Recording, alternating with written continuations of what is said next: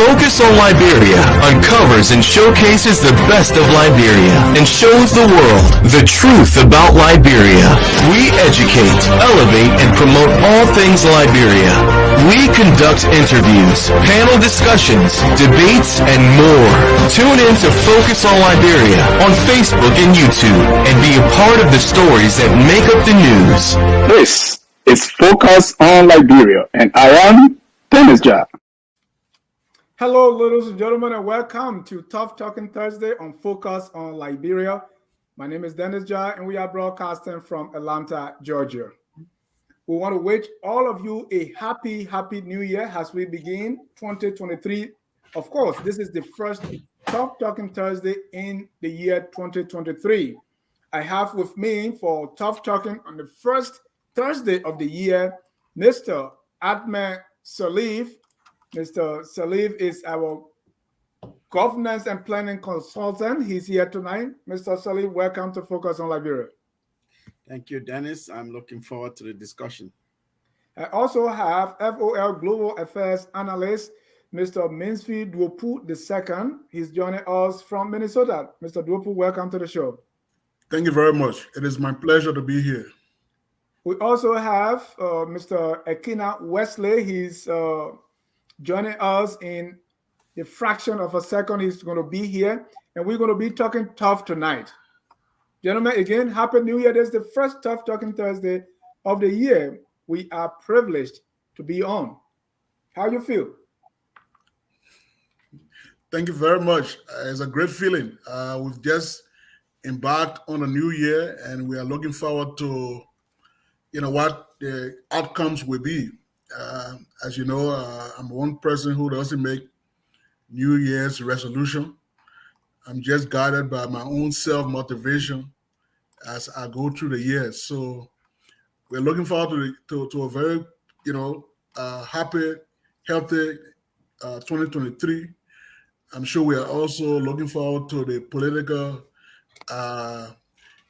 decisions that will be made in our country during the elections. So those are a lot of things that we are looking forward to observing, analyzing, and theorizing on. So it's a pleasure being here with the great Ahmed Salif, a man of unmatched character and intellect.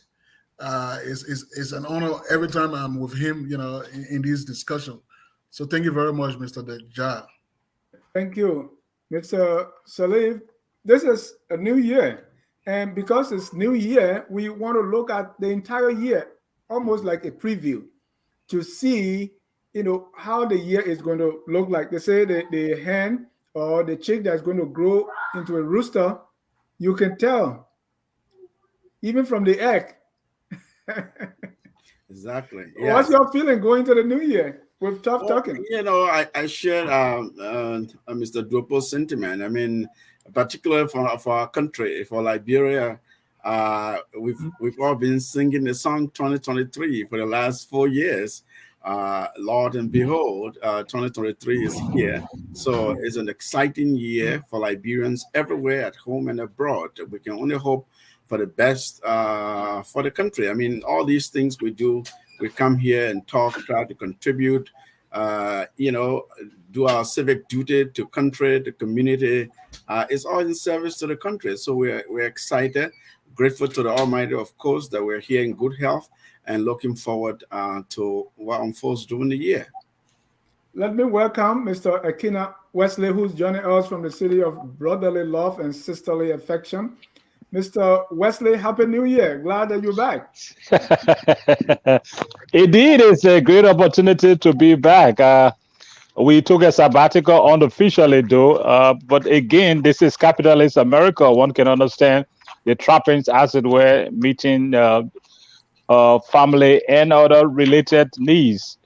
It's a pleasure to be with the family. Focus on Liberia, where we discuss the issues and stay away from the emotions and sentiments, as it were. Thank you. Yes, indeed. Balancing family life and work and everything else. We are grateful that you are here to share your thoughts with fellow Liberians on our country, Liberia. Tonight, we're going to look at expectation. What do we expect from our government? I mean, this is a long-running series we want to say, because as we started the year, I was thinking about, okay, now 2023 is an election year. How do we expect people to behave?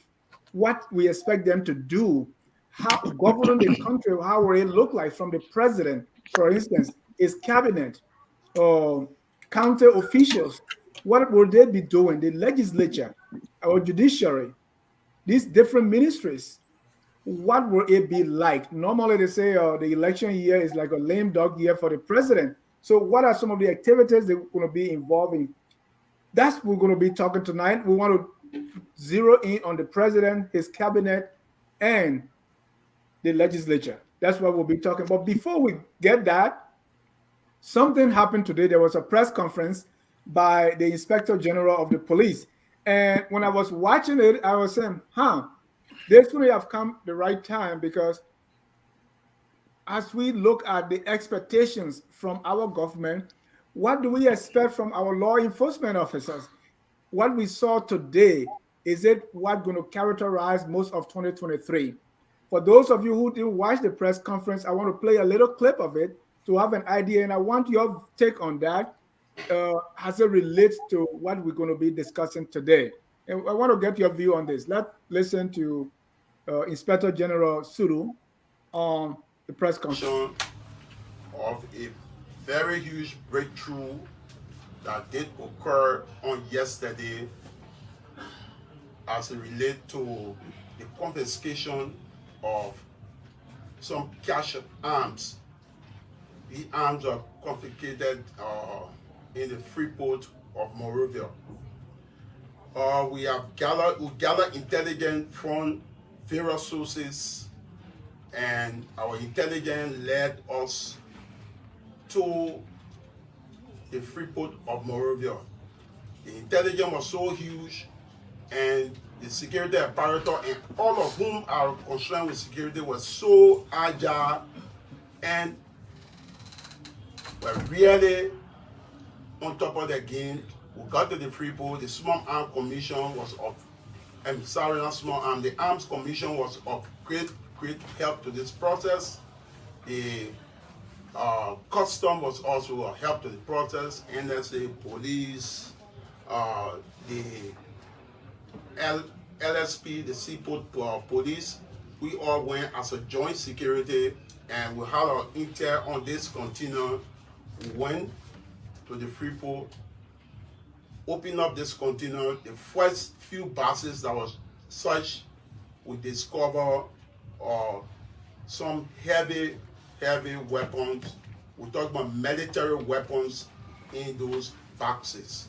So as we speak, the container is sealed up. We are going to further inspect the entire container.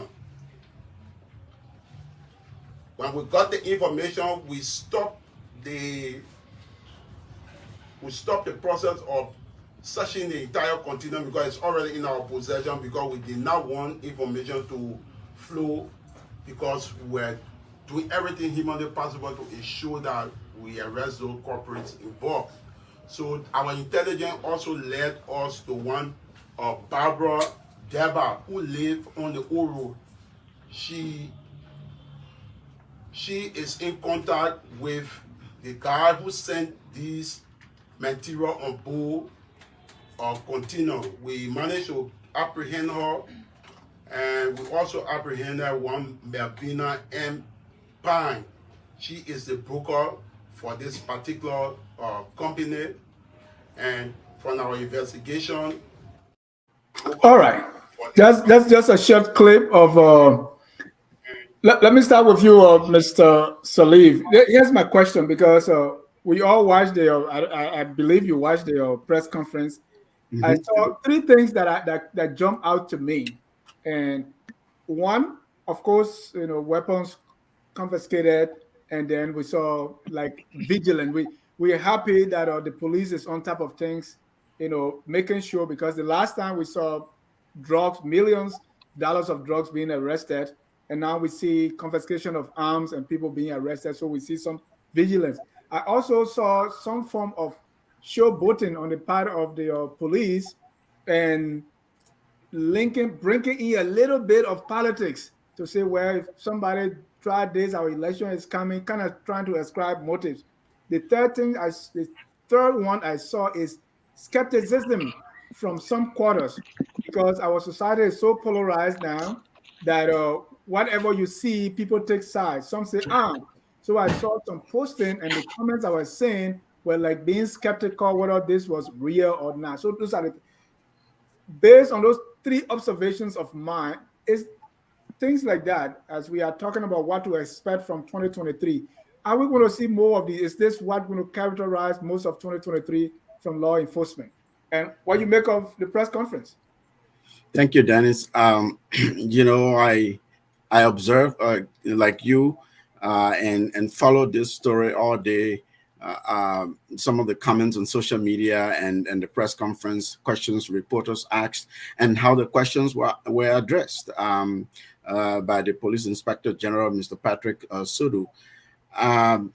You know, on the one hand, this is what we would like for our security to be doing. We want the security forces to be vigilant. We want them to demonstrate that they're on top of their games. You know, that the country is safe. You know, and so yes, I mean, they're just doing their job. If this is legit, right? Of course, this is election year. This is we're going to see a lot of electoral politics in everything the government does, everything the government says. You know, it's about government legitimacy. It's about credibility of the government, the credibility, therefore, by extension, of the security sector. And so the questions you heard, people, the skepticism that were demonstrated, or at least that we could infer from some of the questions and comments on social media and during the press conference, they're all a function of politics. They're all a function of electoral politics. People are skeptical, like, so, okay, on the one hand, we've seen many situations where the police hasn't really shown up as the police should. Why this one? And questions about how a container full of cache of weapons will leave the United States, where they have very strong container scanning and inspection regime all American ports to make it to Liberia. Now, that's not to say that that's not possible. The police inspector general gave away a lot. Actually, if you listen to him closely, he thanked the Americans. He thanked the American embassy in particular and said that they've helped them, and the assistance that they've provided has made the police to be very strong.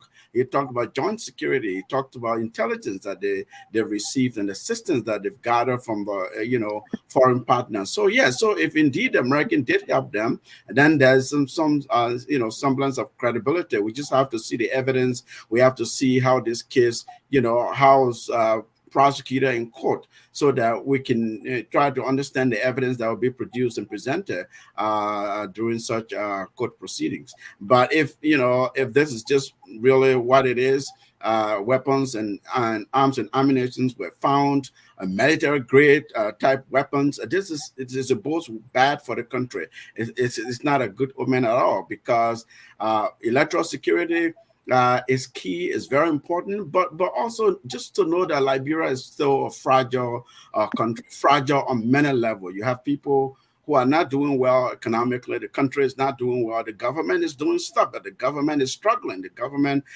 is not really doing governing the way people are expected that they would. And as a result, citizens aren't happy. The country is not a happy country.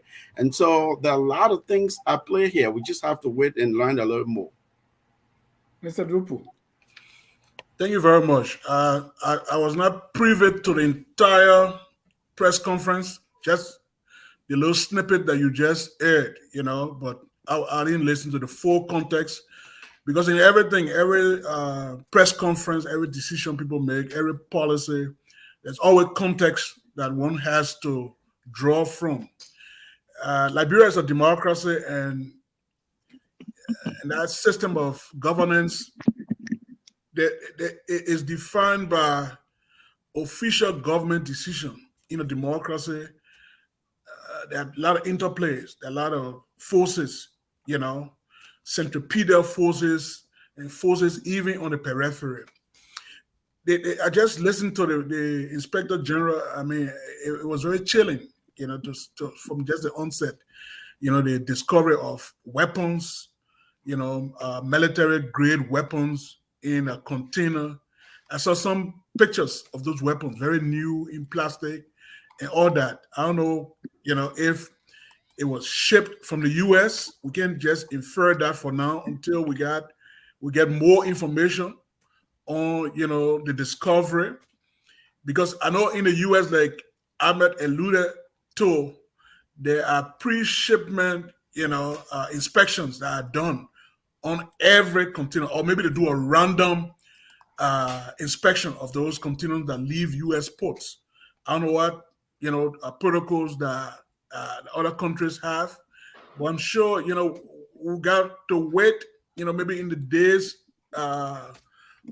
ahead to have a fuller picture of that press conference, to dissect it and make an informed analysis on that. But like I said earlier, that was just a little snippet I got. I have not listened to the full context. I have not even listened to some of the questions that were posed by journalists to ascertain the veracity of that claim. Because like Ahmed said, and we all know we are in an election year, and we our history is saturated with political violence, that led to the Civil War. We still have the lingering effect of the war. Our people are still, they are still reliving all those things. When you see, people displaying weapons and people calling press conferences and all that, it reminds them of our checkered past, our very heinous past, and to bring, to discover weapons in a port and in an elections year, it doesn't bode well, for our democracy. I think we've made very important strides in nurturing this fragile democracy. We've had a few elections now. We've had political governance. We've matured our democracy. There's a semblance of a rule of law. The judiciary system. You can go to the court system and you can have your matter addressed and have a redress. So see this on the on the cusp of the election year is very chilling. Right. And we hope Mr. that Dopo, the intelligence also led them to Brewerville, where they saw arms in the ceiling. And according to the Inspector General, there was another guy hiding in the ceiling. He too was arrested. Do you expect us that we're going to see more of this during this election year? More of police involvement, intelligence? Well, I hope it is done in good faith. I hope it is not, politically driven. Then, the people will lack that confidence in law enforcement. I hope it is based on tangible and credible intelligence. I heard the police inspector general. It was very painful watching him. In fact, I hope these are the intelligence they are gathering is actionable, is based on credible sources that can really reflect the situation that they are claiming. I hope this is not something that is being orchestrated, because we're all watching this. Liberian people are very, very nervy. Their antenna have been strengthening up to see, to hear about these things. And you talk about the Brewerville situation. These are very unnerving, realities that the people are dealing with in the midst of harsh economic realities where they can't even find the basic necessity for their families. And now this, it doesn't really bode well for our transition to a very stable democracy. Because we all know there are a lot of other issues in the sub-region. We can't just look at Liberia from an isolated standpoint. We are looking at it in the context of the regional, interplay with the proliferation of small arms in the sub-region, the proliferation of coup d'etat and all that in other countries in our region, and the negative, infiltration that could have on our own democracy. Those are things that policymakers, government officials, intelligence, security officials should be looking at and should be working tirelessly to make sure they mitigate those threats on their country. Thank you. Mr. Wesley, things are, we see something here. I don't want to see a pattern, but other events have occurred prior to this one. We saw that the army chief said he was getting text messages asking him to overthrow the government while President Weah was out. We saw, a successful confiscation of drugs worth $1 million. Now we see arms being confiscated at the Freeport, and they followed the lead. They said they opened the container. They didn't go through everything because they already have it, and so they are following the lead. What do you make of the press conference, and do we expect to see most of these security issues in this 2023 election year? Folks, we don't only expect to see these security issues. We expect to see political machination and stratagem on the part of a group of people who think they are smarter than the rest of the people in that country. Look, I'll tell you something. It took the Americans, their intelligence, and their commitment to fight drugs in order for $100 million worth of street value drugs to have been confiscated in Monrovia. Our security folks sat right in that town. The shipment came from South America, passed through the Freeport. I heard the Inspector General of Police calling people custom here, there, yonder. Where was the custom at the Freeport of Monrovia when that container passed through the Freeport and ended up in Topo Village? People should stop joking. And when we say stop joking, we mean it. This is not a time for people who failed us for the last 5 years to want to prove to be smart by getting involved in all kinds of machination. No, Kekuapoto tactics will not work. Samuel Doe tactics will not work because this is not the time for all of that. The Inspector General wants us to believe that a shipment comes from North America. Did he display documentation to the journalists other than just a lipping? Did he produce the kind of concrete circumstantial evidence that will prove to the Liberian people that the government is serious? You can't just assemble a group of people in the name of a press conference and think you can tell us anything you want to tell us. We are not anywhere as far as the 100 million drug that was confiscated and burned in Monrovia is concerned. Where are we with the trial? We gone nowhere. On top of that, in an election year, today is the 5th day of January 2023. And Liberians wake up to the dawn of some madness in the name of catch up arms. Look, we have spent 48 days out of that country.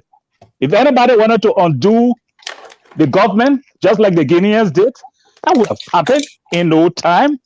They would have been unstoppable. So Weah shows up after his meeting in DC. He's telling the politicians that, look, you got a ballot box to challenge me. Was he genuine? On the 5th day of January, you come and confuse us with what in journalism we call invented pretext or inventing reality. These are just schemes. We don't have all the details, Mr. Wesley. We don't have all the details, but I tell you, we will not go beyond that press conference in terms of all of the information Ahmed alluded to, all of the information Mafi alluded to that we need in order to authenticate, establish the veracity in the authenticity of what they are claiming. It is just going to be another 9-day wonder. You go to Oro, you arrest one lady. You go to Broadway, you arrest this person. No. The police is not in the position to tell us that they're on top of the game, especially when you have rising crime in the city, that they are unable to fight. They have a negligible budget and they are not responding to such a thing. Now they wake up one morning and they're telling us that their intelligence, customs, small arms, it is interesting that the Small Arms Commission is now providing intelligence that will be useful to the police. When did the small arms become a part of the security apparatus? People should stop joking. Thank you. Dennis, Ahmed, Mafi, our country should not be reduced to the level where a group of people think that the rest of us are stupid and they can subject us to all sort of mischievous stratagem in the name of clinching to power. We're waiting for the day. But perhaps the next 72 hours, we want to go beyond the press conference. We want to see documentation, the bill of lading that's supposedly originated from the United States, displayed to the press, made available to everybody, that the press can do her own due diligence in terms of establishing as to whether such bill of lading actually originated from the United States or originated from credible sources. Beyond that, we should be heading for some bunch of shenanigans by a group of people who think they are smarter than Liberian people. Thank you. I don't know what has been done concerning what the Army Chief reported about the Army Chief. The Army Chief. The Army Chief.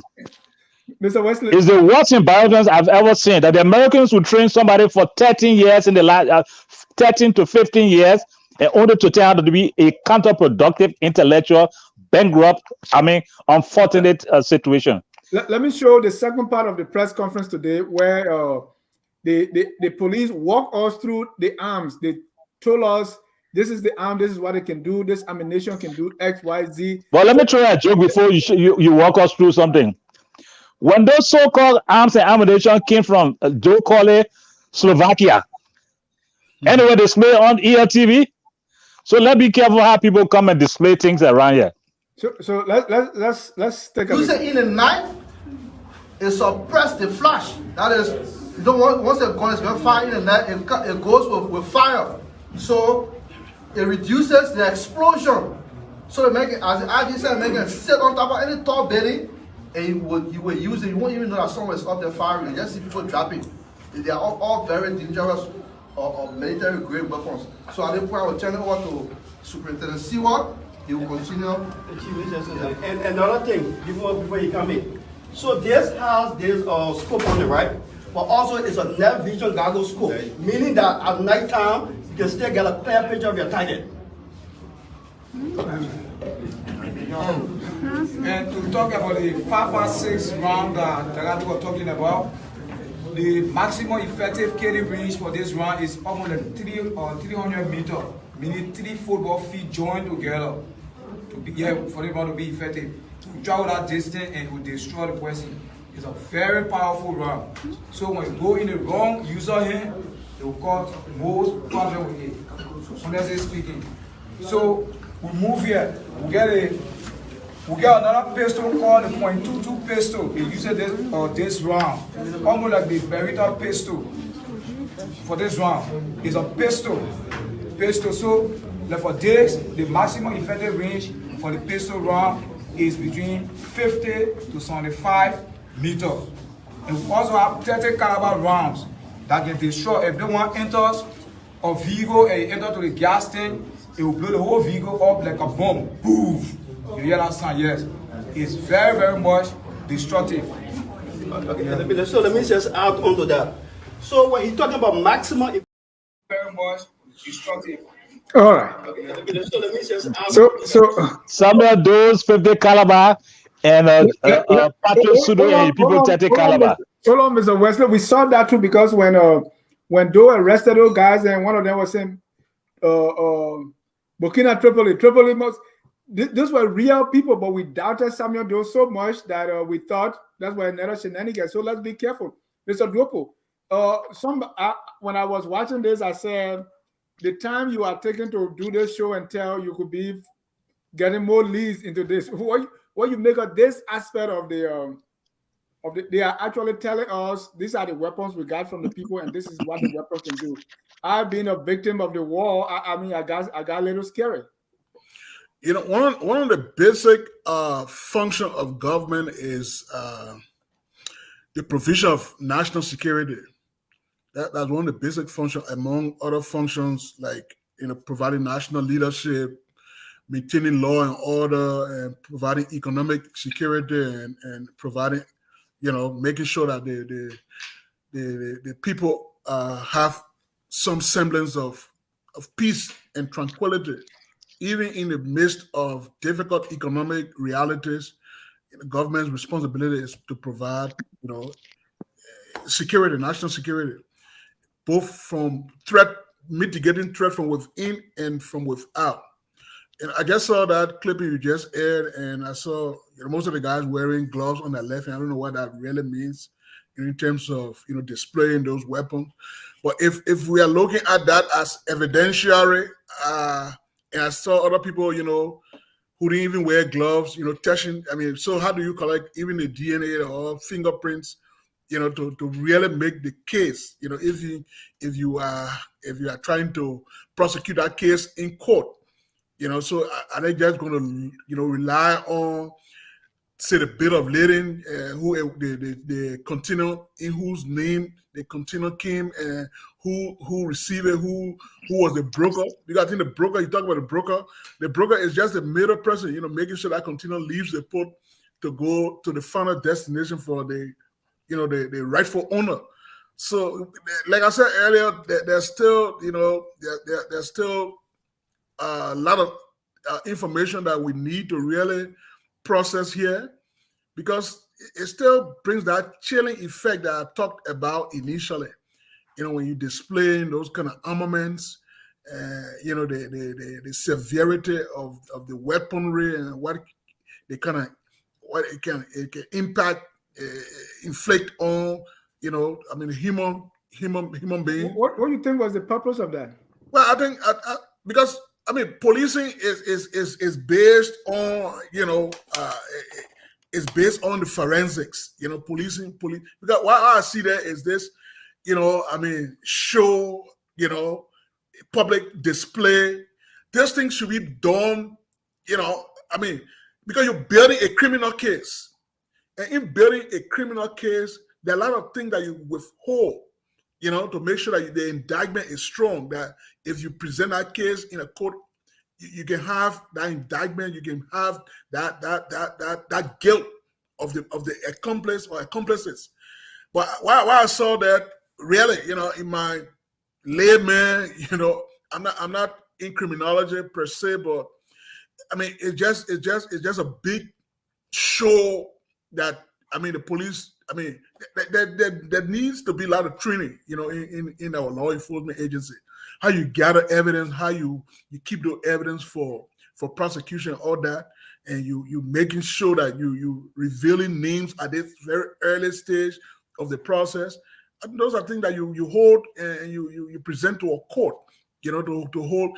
You can have the investigation; it can be done private, secretly, and other things to get, whatever confession you want to get or whatever investigative work you want to do.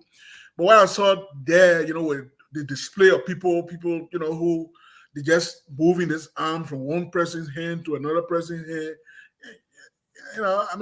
it's so shoddy. It's so primitive in this day and age of modern policing.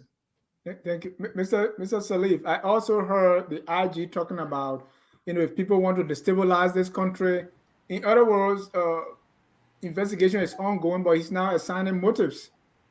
Mm-hmm. Yeah, it became very political. Earlier on, when you asked me, I said the IG gave away a lot. He spoke more than like Manfi was saying. So this is this is an allegation. Anyone that's associated with this kind of allegation in a real investigative environment is considered a suspect, a mere suspect. These are probable causes. So the weapon that you've collected, that you've confiscated, any lead that you have, anyone that's associated with the container, or any other contents in the container, like you mentioned earlier, that there was a report that somebody was arrested in Broadville, and they even confiscated some more weapons there. All of those are subject to investigation. All of those are subject to the evidentiary sort of aspect of the investigation. Like Manfield rightly said, policing, you have different aspect of policing and law enforcement. We have detectives who should be there, who should be guarding the evidence. If people are touching any of those items, let's say we're in an environment where there's high-tech laboratory that they can actually detect fingerprints and be able to match fingerprint. There's some kind of database where you can match people. So that's what the FBI does in the US, right? Other law enforcement agencies around the world. It's just set up some basic databases and to be able to, everybody has unique fingerprint. You can actually easily identify who may have handled this weapon at what time, what's the timestamp on it. But right in front of our own very eyes, they've been contaminated. Somebody is with the bare hand, they're touching it left and right. One person has some kind of the industrial style glove on the left hand, and the other hand has no glove, and all of that. So yeah, you can clearly see that a lot of errors and mistakes happening in front of us. So that's not to speak to motives. I mean, yes, the police director mentioned you can destabilize this country. If you think you can come and destabilize this country as a law enforcement person, that's not your job to speak like that. Yours is to say, look, we have some suspects, we've confiscated weapons, and some, we're going to follow up with any leads we have. We investigate, we'll cooperate, and we expect that everybody involved will cooperate. Until you have the thorough evidence and somebody has been convicted, like you said, an indictment has been sealed and before some kind of grand jury, and somebody's charged in court, you can't assign any motives. You really don't know. You start assigning motives, then the investigation is even compromised, right? Somebody's lawyer could say, look, the IG already knows the motive. The IG already knows that he thinks that somebody's guilty already. So we saw all kinds of errors, to say the least. And that is troubling, Dennis. Here's why that is troubling. We've seen many murders happen, all kinds of homicides have been investigated. You only hear that the police is investigating. The investigation does not end. You don't have any result. And people are killed. Liberian citizens are killed and people are found dead every day. And the police is investigating. So if the police does not demonstrate to the citizen that they're able to actually professionally handle a case, investigate forensically, and reach a conclusion and find evidence to prosecute people who may have been involved with these kinds of crimes, they can't just come and tell us that, look, the country is safe, we're on top of our game. Don't tell me, do it, show me that you know what you're doing. Well, two things is the skepticism, because this is Liberia, and Mr. Wesley, when you come in now, in Liberia, where we are, especially those of us old enough to have lived during the Doe era, imagine Doe era being old now. We saw Plasmatomic Act, we saw all kinds of things. So people are very skeptical when they see these things. And the IG is not really allaying those fears, and that's concerning. Mr. Wesley, how much of this have to do with the elections?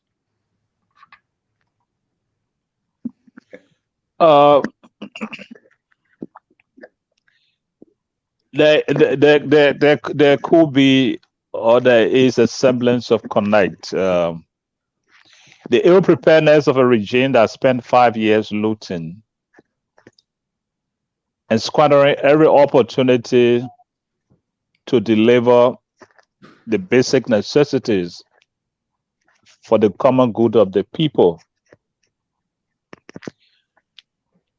The worst case scenario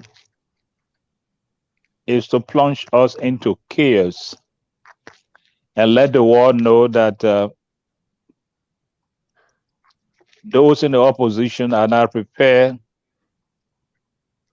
for the conduct of free, fair, and democratic elections. And so they'll be shielding an opportunity to perpetuate themselves in power. If the Washington meeting did not make sense to the regime and its handlers,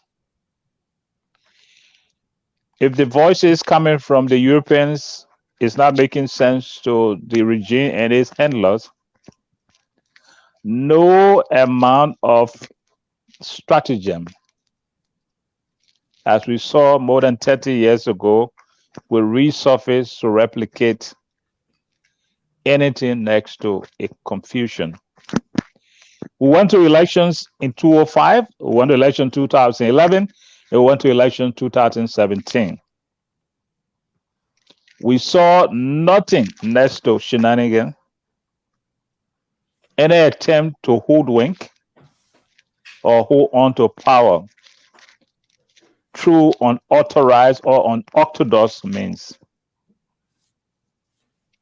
For those who claim they've come from the trenches and understand the masses better, had an opportunity to deliver the masses from mats to mattresses, and have failed so dismally. And the only thing they can configure or imagine is to hold on to power by creating a nightmarish atmosphere for our people and making us to turn out to be a rogue state or a pariah nation. They will fail because the Liberian people, in their frustration, in their desperation, are not alone. Elections will take place whether they like it or not, whether they are prepared or not. They have put a challenge that if they must be beaten, it has to be at the ballot box. Smoke screening with imagination, figment of imagination, invented pretexts, as we are seeing. Because what some of us want to believe or accept this whole matter is not going anywhere. 5 senior government auditors die in that country. The police are right there with all the assistance they're getting from foreign partners. They could not unravel anything to tell us how those senior government auditors die. And of course, they die under politically motivated circumstances. 100 million, the NSA, Joint Security, Custom, worth of drug pass by then through that Freeport and end up in Topo Village. Had it not been the determined will of the Americans, will not be somewhere along the Kesali barrel burning 100 million worth of drugs. And even in the midst of trying to burn that 100 million worth of drugs, there were crooks who were trying by all means necessary to camouflage some of the drugs that were out there to be burned. Folks, we've been speaking. We should continue to remind our friends who have an opportunity to lead but are misusing and squandering every opportunity to give hope to our people that the bush they're trying to get to shake is artificial. We did not go anywhere, just as if haven't gone anywhere. 16 billion disappeared. We brought foreign auditors paid for by the Americans. We know it. Our daughters and sons are disappearing mysteriously, and the police that has so much intelligence cannot unravel simple. Hey. But Mr. Wesley, not because you are weak in one area, you should be weak all over the place, right? So if you can catch one, if you can catch rabbit, you can catch squirrel, you know. Okay, good. I agree that if you can catch rabbit, you can catch squirrel. Why are we not fighting or working hard to reduce the rising crime rate in our city. No, On Broad Street, that's a challenge. the police headquarters is right there on Capitol Bypass. They are, how to call, criminals are snatching the bikes of private citizens here, there, yonder. I mean, should we talk about catching rabbits or catching rats? Thank you, Mr. Duopo. I want you to have the last word on this for half of a minute. Does the IG delivery, his language, does it impact, does it make us to believe or not believe it? I mean, let's call a spade here. I mean, this was my first time really listening to him at length, and it was painful to watch. Definitely, it was very painful. I think sometimes people need to understand how to communicate with the public, and maybe he's not really trained into that. Maybe there should well, be. As the police, you know intelligence. You will not say intelligent. What is that? Yeah, I also heard he said a cache of arms. It should be a cache of arms. But all these things. English is not our mother tongue, so I mean, we just let that slide. Matthew, don't can't defend that police. Can't defend that embarrassing Inspector General of Police here, man. I'm not defending the police director. Yeah, English is not our mother tongue, but Inspector General of Police. If you went to an international conference, you would say that. Coming back to the crux of what we are discussing, like I said initially, this doesn't bode well for the pending election, because there are a lot of people looking forward to this election. These elections that will be happening in maybe October or November will be a testament of the present government's desire to make sure our democracy, is being maintained. We don't have any reason to believe that this government might be orchestrating something other than having a peaceful electoral process. We don't have any evidence to that effect. We can't make any, sweeping, conjecture here. We can just, be derelict in our responsibilities as, reasonable people. Despite your political leanings, despite your political persuasions, the process has just unfolded. We just got to wait and see how it plays out. Want to see this process, goes through the legal system. Those who are connected to this, I don't know if the police, they didn't say anything about contacting external law enforcement officer, maybe the FBI, because this is an international crime. It's not just a domestic crime. You talk about international, crime. You're talking about a container coming from one country, right? Coming to another country. That they have even identified the sender has definitely someone in Texas. Somebody in Texas and all that. I don't know if they have already contacted their U.S. law enforcement counterpart, because even the Interpol, because this is an international crime, and even in the sub-region, because like I said initially, there's this proliferation of small arms in the sub-region. There's this serious conflict that's brewing in West Africa with the coup d'etat in Mali, Burkina Faso, the war in the Sahel, with all these insurgent groups. And our country is just emerging from 14 years of a brutal, fratricidal civil war. And we don't want to go back to those, days of not living in peace. I think we've made a lot of gains. We've made a lot of strides in our democracy. We've had election. We have a democratic governing, mechanism that we can nurture and make sure that it is sustained. That we can have a democracy that is sustained, that we can all be a part of. We can all work, in making sure that that democracy fulfills its aspiration to the Liberian people.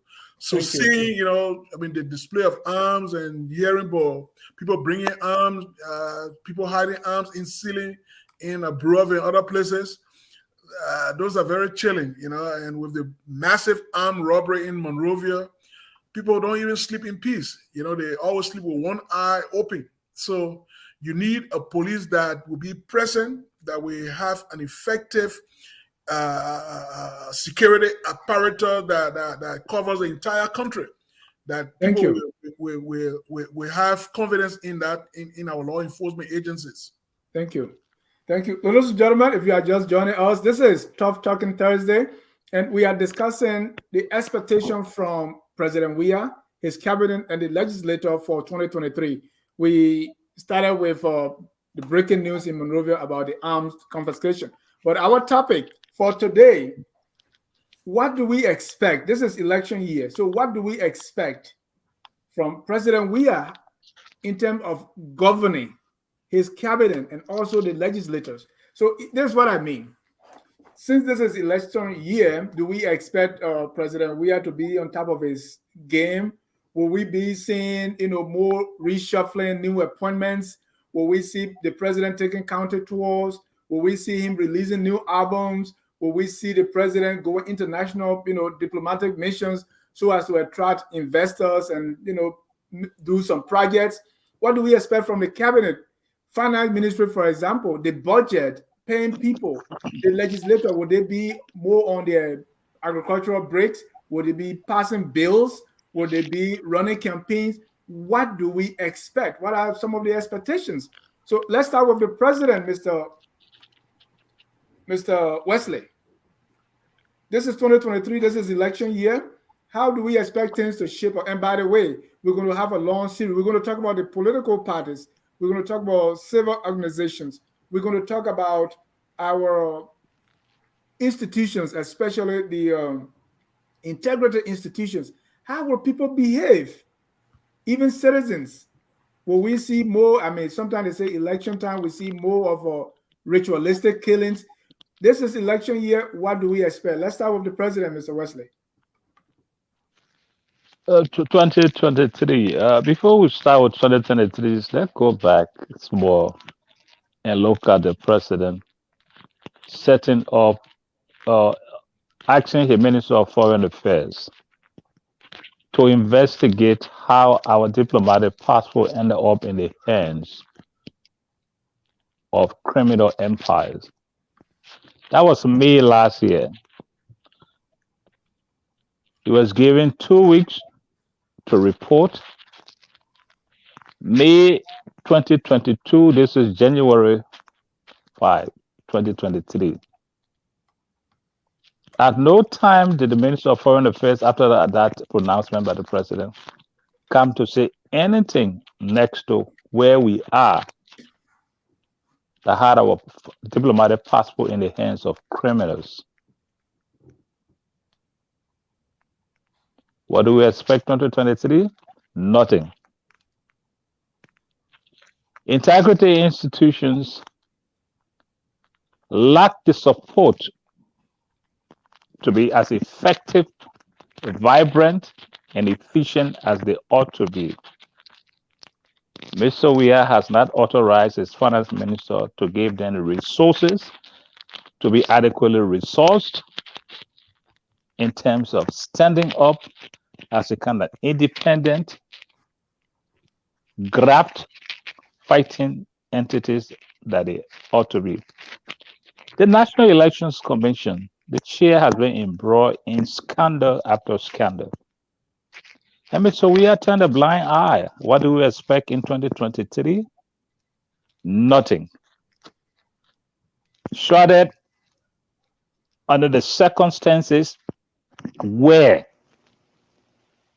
the chairperson versus the rest of the commissioners making a determination regarding electronic voting system, whether we've assessed our preparedness as a country or whether we think could just be automatic.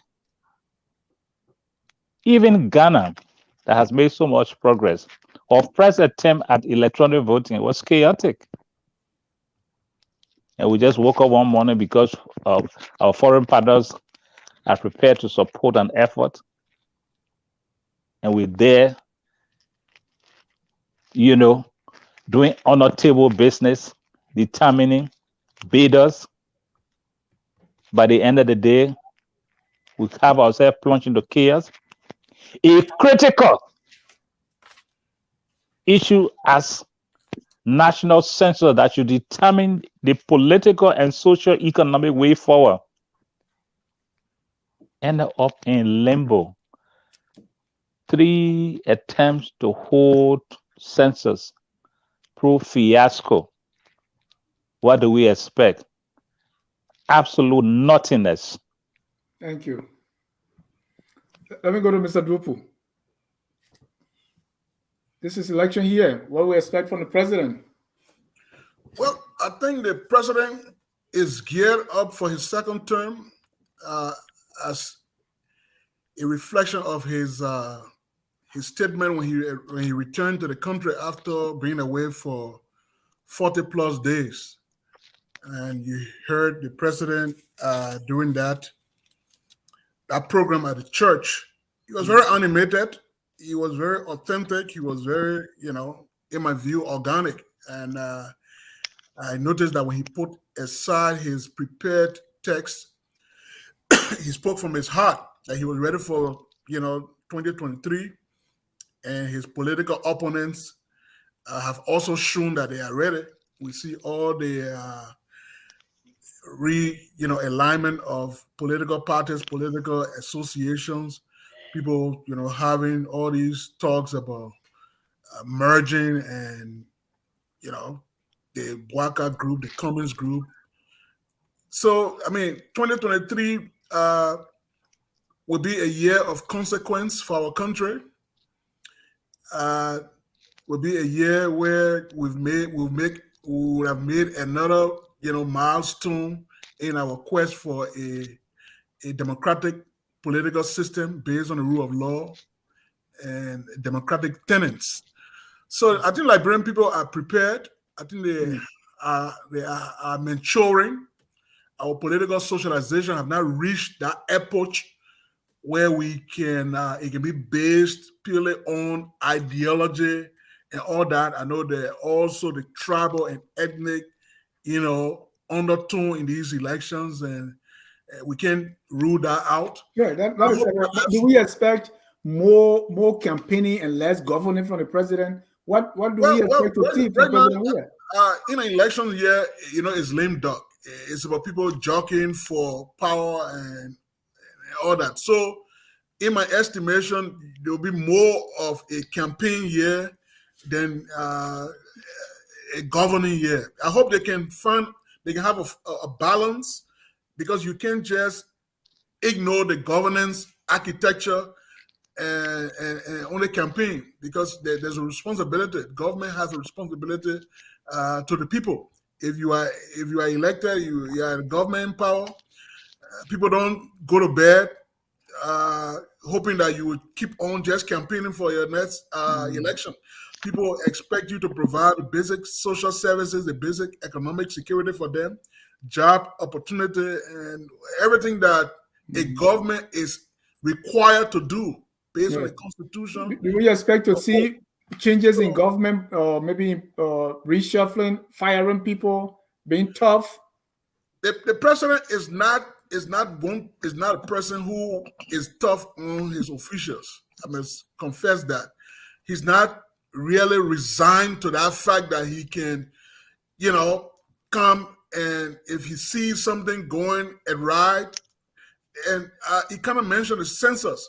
That was an international disgrace that we could not hold a national census because of all the incompetence that beclouded that process, and the president had to take serious action. I hope that he can be very, very engaged in these administrative functions, making sure that he knows what is going on. He understands the dynamics at play. He can call a minister in and ask for specific things, and if that thing is not done, that he can take action right there, and it gives the people confidence that the president is effective. I hope he can do that, but he has not shown any inclination really in doing that, and it may be that some of his undoing is not something that he's comfortable doing, but I hope that as he pursues another term, he can change course, because there are a lot of things that need to be changed in our country. A lot of people who are not very effective. They are in senior roles that you can really see the fruit of that, and it affects the country. It's not just the government, but the country. We got to put the country first before government, because the country provides the basis for the government to operate. Without the people, without the country, government is ineffectual. So we have to put the people first, the country first. That should be our mantra, putting the country first. Thank you. No matter who's in the executive mansion, I think us Liberians, opposition, people in the government, whatever political orientation or political persuasion, the country's interest should be our foremost, agenda. So I hope that we can see meaningful changes, and even in the opposition too. There's a responsibility there. It's not just the government. We'll come to the opposition. We got a whole show. Let me go to the guy who e-governance like Kanye. Let's talk about governance on the part of it. What do we expect from President Weah? I ask all the people, so put it all together. Yeah, so Mr. Duport is a governance guy as well. Election years in every country, an election year in any country, it happens to be Liberia, but in the U.S. and other countries, typically it's a double-edged sword. So it's a year that a politician can lose his influence. It's also a year that politicians can be bold and brave and strong and really implement policies that can be very impactful, that could impact the people in different sectors. One, because they want to get elected, obviously. So you'll see a lot of rapid projects happening. You'll see all kinds of rush governance happening, people, crossing deals and things like that. Different political conversations and deal makings and alliance building are happening. I expect to see some movement in terms of reshuffle. I agree that the president doesn't reshuffle. He's not hard on his officials, and in that respect, I agree with Mr. Duport there. However, in election year, sometimes those are some of the consolation prizes that go around to various regions, various individuals, various political blocs to be able to get a vote, to get the politician elected. So they may be inclined to do some of those. At the same time, in terms of the cabinet and the president, the executive branch of government, typically, very few cabinet officials will be seen to be very functional, like really productive. Already, the productivity, on the part of this cabinet leaves a lot to be desired. Particularly in an election year, people will be following the president around everywhere he goes, anywhere that they can be seen, because everybody is juggling to retain power, to come back to government, hoping to get the president reelected, hoping to see themselves back in the cabinet. So anything that they would do would be geared towards appeasing the president, appeasing the party, ensuring that the president sees that they're making effort to that end, which is his reelection. And as such, to be very honest with you, I don't see a lot of very solid, substantial governing happening. I do see different political movements in terms of, like I said, even reshuffle and move some people around to please some counties, some regions, some individuals in order to buy their support. I see some of that happening. A lot of money will change hands, and the people will suddenly feel like they have the attention of the president, because the president wants that attention. The president wants that vote. Thank you. Mr. Duport, go to the cabinet, right? So few days ago, almost a month now, we saw the information minister, kind of complaining. We see finance ministry responsible for the budget, new budget being drafted already. We also see, maybe public works doing some construction. Let's look at the cabinet. What do we expect? Do we expect people to be more, fiery, people getting to do their job so that they will impress the president? or you see people just waiting, am I going to be fired tomorrow? What do we expect? Or we see people like, okay, this could be my last, so let me steal as much as I can. What do we expect from cabinet? Mr. Duopo. Oh, okay. Well, I think you know, even in the corporate world, you know, it's performance-based management as a new approach in the whole management architecture. And even in governance, it has to be measured. Your performance has to be measured, your productivity. Because I had the opportunity working for the Governance Commission a few years back, about a decade or so ago, 2008. And that commission's sole responsibility, amongst other things, was to measure government's performance. I don't know if they have any dashboard, because you have to have a dashboard. Government is so technocratic now. It's based on science. It's based on data. It's data driven. It's based on collecting all the data, processing it for the sole purpose of making policy. You can just make policy without hard, actionable data. That you can look at the numbers, you can look at the trend of events, and you make those policies that will benefit the people.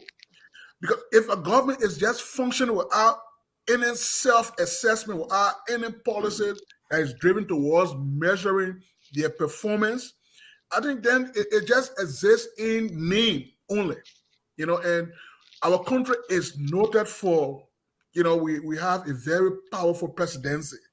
Everything revolves around the president. We have this cult of the presidency, and there have been a lot of scholars that are written about the cult of the presidency in Liberia. It's couched in our own political history and all that. So everything revolves around the president. Everybody wants to be seen as catering to the president's need, pandering and all that, and leaving the work for which they were appointed.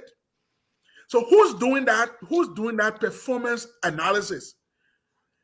The Governance Commission should be working on that. The president has a director general of the cabinet. That person should be feeding the president,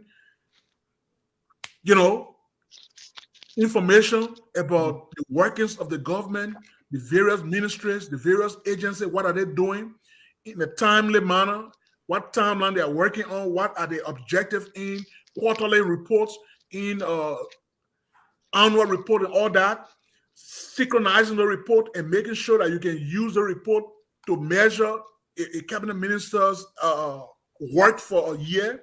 But I haven't seen that. I know you talk about the minister of information complaining that he hasn't been giving, the financial support in terms of meeting his ministry's goals. He talk about, when he goes to a news, one of these news agency radio station, it costs about $350 for an hour. But hey, if we gave you that $350, you went to 5 or 10 radio stations to articulate government policies. How do we measure that in terms of the result that engagement would bring to the country, to the government? How do we measure other ministries? So I mean, there are a lot to be desired of our government, because government don't just exist in a vacuum. Right. It's a practical thing. It's based on science. That whole, theoretical and aspirational, aspect that we government lays claim on, those days are gone. So are we expecting analytical government should be practical, and every performance should be measured. So, Mr. Duopo, are we expecting this minister to perform better or worse, or just the same? Well, I mean, it will be just the same, because we are in a lame duck political season where, we are going towards elections where it's all about meeting, maybe the bare minimum. People are not being checked on because if you didn't do these things, years ago, from the initial stages of, the administration, if you didn't set these goals and and place premium on these objectives, at this stage, it's just like going emotions. I won't see a government that can be a government performance that can be measured by an agency, maybe not political. Like the governance commission I spoke about. That was the whole essence of the governance commission. But now I hear that there are people who don't even have the intellectual and academic wherewithal leading the very governance commission. I'm sure Dr. Sawyer is rolling in his grave. I hear people with less education. I'm not trying to begrudge anybody for attaining that status in society. Is good for our country. And not trying to look down on anybody per se, but we need our best minds, our best to head these institutions, because if you have the best of our society heading the institution, they won't be worried about their jobs and pandering and catering to the political establishment. They will do their job based on, their what is expected of them. And the governance commission is one, institution of government. Like, you cannot talk about our, integrity institutions. I have not seen any major report about the government from the governance commission. It's not just government accountability about waste, fraud, and abuse. We'll talk about what the government is achieving and not achieving. You base that, you weigh that. Let the people know it. The people have a right to know. The report card of the government, like we ourselves even do our own self-analysis. People do report on us of our own performance and our jobs. So we won't see the report card. Let people know the report card. Even if the report is dismal, let people know why it became dismal. Some of the bottlenecks that the government faced over the period of time. So those are things that thank you, Mr. Dropo. Looking forward to seeing and hearing I'm sure in 2023. So we all look forward to that. Thank you, Mr. Salif. Adma is saying, when the rain didn't fill out the bucket, the dew is not going to do it. Yeah. Well, I hear you, Matthew, about the report card. The government's seminal policy is the PAPD, and that the PAPD, the way it's written, it has it's supposed to be measurable. It's supposed to measure, that the government should be measuring progress of the PAPD, and if then the PAPD is successful, by extension, the government is successful. The way it's laid out, right? It's sort of a caricature of the agenda for prosperity. What was it? What President Salif had? It's skipping my mind now. But when you read the two documents, they're very similar in a lot of ways, and they have signposts in various ways of how different entities at the cabinet level, line ministries that are responsible for what, and how it is supposed to perform at what point, and who should measure what. How do we essentially in a monitoring evaluation framework in the PAPD. So just that alone, if they could just do that and show us how they're performing on the PAPD, citizens will have good information as to the performance of the government. Otherwise, you leave it to speculation. Your point about the information minister, how do you measure that? Well, really, that minister's job is a communication arm of the government. It's not just about going to radio stations. It's about really, if they're fully funded and they have the right personnel, they have the right professionals in place, they are the mouthpiece of the government, not just from propaganda standpoint, but they should be essentially educating Liberians and foreign partners and the rest of the world about how the Weah administration is doing.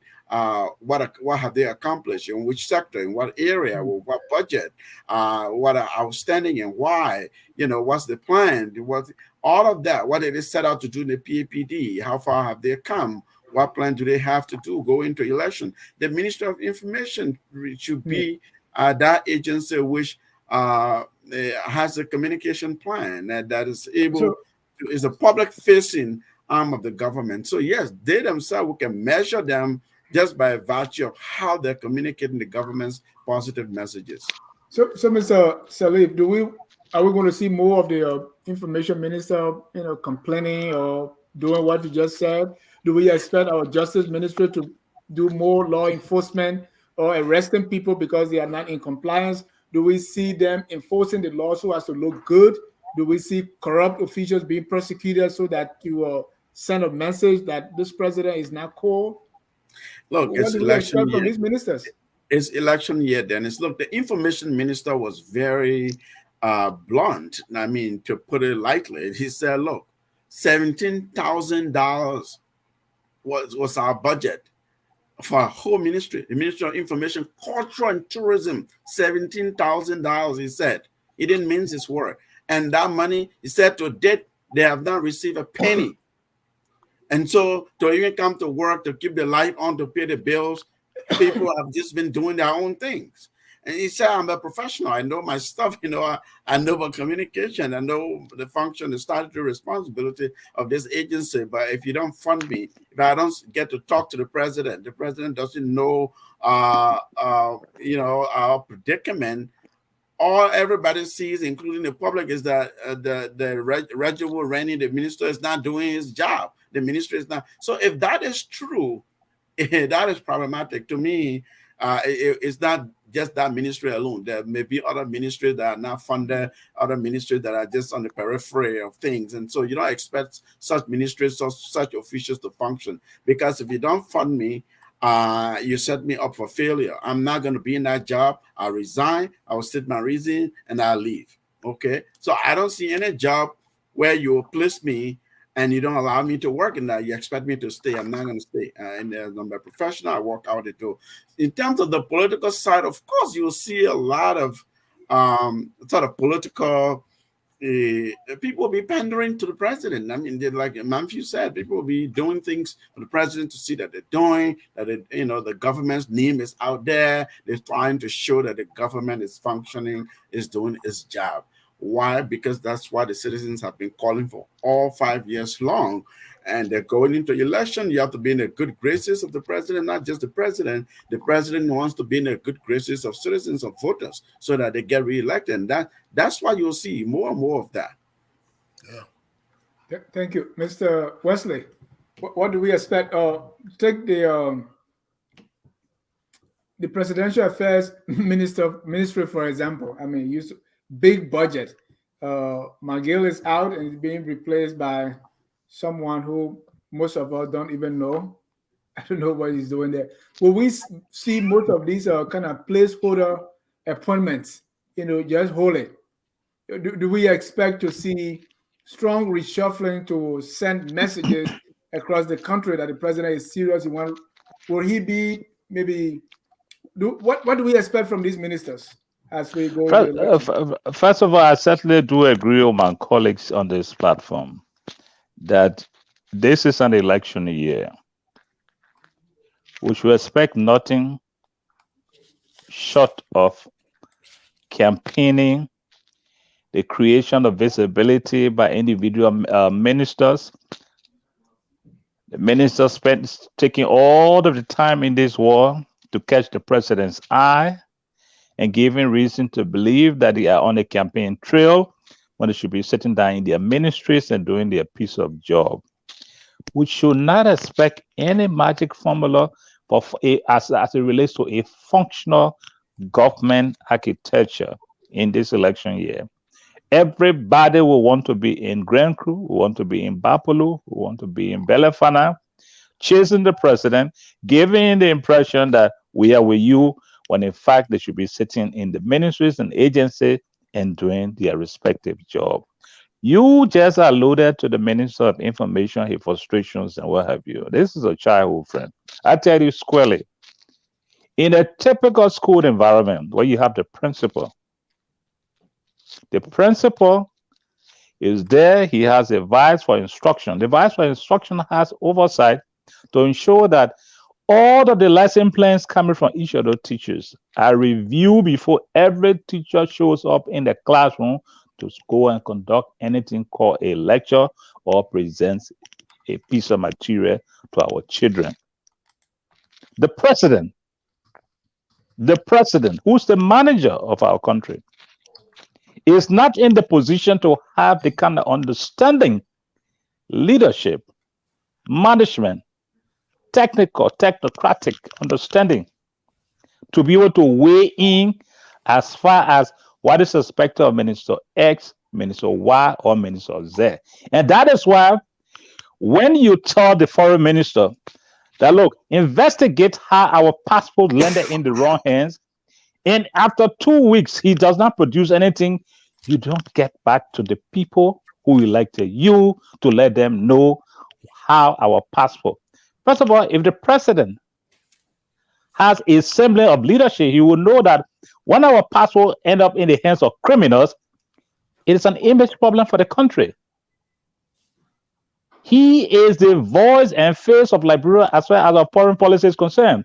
When our passport lands in the wrong hands and he sits there, does nothing, he instructs the Minister of Foreign Affairs to act, and the Minister of Foreign Affairs behave lackadaisical. From May last year, we're in January. What do we expect? But I bet you, this is election year. The Minister of Foreign Affairs, instead of directing foreign policy issues, he will be in the trenches, in Lofa, in Foya, and just anywhere chasing the president. And by the end of the day, that said, we have some smart people, to put it comically or caustically. For the last 3 years or so, we've had budget surpluses, even though civil servants don't get paid on time. That's the Minister of Finance. But the Minister of Finance, rather than ensuring that during the next couple of months, our economic house is in order, will be on the campaign trail, chasing the president and adding his voice to the politics rather than deciding the economic phase of the country where people can get the money and get it on time and all of that. But I bet you the rice will come, the money will drop here and there, and our people will be in a situation where they will think that heaven has opened, because there will be rice all over the place, there will be money, and the president will make his presence felt campaign-wise, electioneering-wise, but by the end of the day, nothing practically, realistically will happen. Our people will eat that campaign money, they will eat the rice, but by the end of the day, they still come back to the slums that they should have been rescued from or should have been liberated from, and we will be to square one. 5 years, nothing. 12 months, no magic formula. Make no mistake about that. Absolutely no mistake. Thank you. Well, I want to bring in our callers to call and contribute, but let's just for maybe 1 minute, 30 seconds each talk about the legislature. You know, the people that can, some say they work 3 days a week. What we expect, most of them will be going for re-elections, right? Mr. Salif, what do we expect from our lawmakers? So for the legislature as a body and individual legislators, I think it will be worse, because they're out in the leeward counties, right? This is when now the real actual agriculture breaks will happen. People will be out there in the trenches trying to get reelected. But this circle has been the real bad legislative around for the Liberian people. Really, the Liberian legislature. You scratch your head, like, what notable legislations? What were the sort of governance matters that legislators put on the table for that benefited Liberians? So I see that people just be hustling to get their salaries, to get their benefits, to get these perks, to go out in the constituencies to try to run for office, to try to get reelected. Particularly those that are in competitive races that have strong competitions. You see them, they think that, to think that legislator or senator or representative thinks the only way to show that you're governing is to demonstrate that you're building a school for people to go to school there, or you can bring a container of drugs or this and that for the people, and that's governing. I think yes, it's good. It's good for our people because in a very difficult environment, anything that benefits people is good for them. But that is not the role of the legislature. That is not the role of a lawmaker. I always say your job is not yourself to do the project, to do to execute these projects that benefits people yourself. Yours is the oversight, hold the executive accountable, advocate for projects to come, resources to come to your people, identify the needs and bring it and speak for your people. Of course, you can liaise with these foreign people and bring people who will benefit your area, your constituencies and your constituents. Of course, that is part of your role and responsibility. But I think a lot of times what we've seen with different legislators are misalignment and misunderstanding of their role.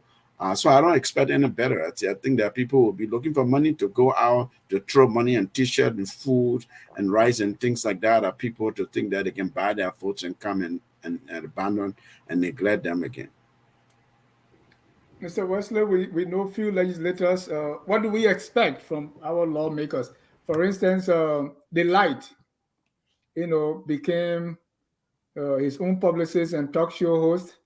Do we expect more of that or less?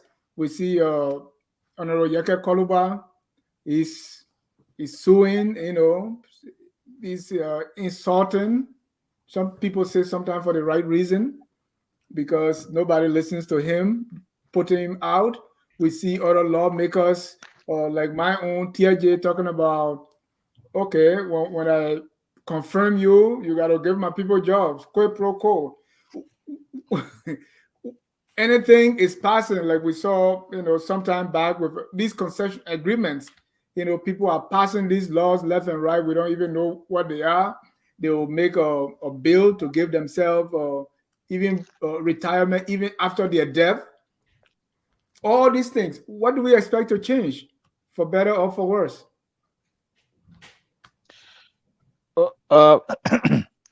Quite honestly, if change is bound to come in the small West African nation, it has got to come from the national legislature.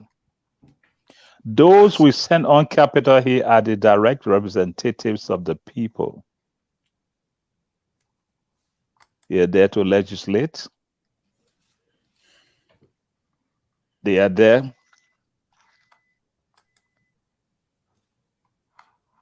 to create the environment for the aspirations of the people to be met. Because all about government is built around the budget. They approve the appropriations for. And in the exercise of that power, in their selfishness, they fail to allocate what is due the Ministry of Education or the education sector, the health sector. And it was interesting. The Minister of Finance went to address the Lofa County Community College. On his way back, he had an accident. He was taken to Phoebe. Underfunded Phoebe could not respond medically to the minister's critical condition. He was immediately whisked out of Phoebe to the John F. Kennedy Medical Center. Even at the John F. Kennedy Medical Center, he was also flown out of the country. This goes to tell you that if you have the kind of responsible, patriotic bunch of people sitting on Capitol Hill, putting the people first, as Matthew has suggested, and we all agree that they all should put the people first because they call themselves politicians. They are not politicians or politicians, as it were. Put the people first. They failed to allocate appropriately to the health and education sector. But they want the teachers to be patriotic. They want the nurses and doctors to be patriotic. We blame Weah. He's the president. He will take the greater blame because of this the nature of our governance, an imperial presidency. But those in the first bench of government cannot escape this. And that is why they're going to pay heavily in October. Most of them will be sacked by the people because the people are frustrated, disenchanted, and disappointed. They will be sacked. The people would rather bring novices to Capitol Hill than those who claim they are actually the voices of the masses. We cannot change our country when we continue to have a legislature that is irresponsible, unpatriotic, and has no modicum of interest of the people in our villages and towns, our hamlets and districts who sent them to Capitol Hill to come and represent their interests. That is where the real change must begin. Thank you.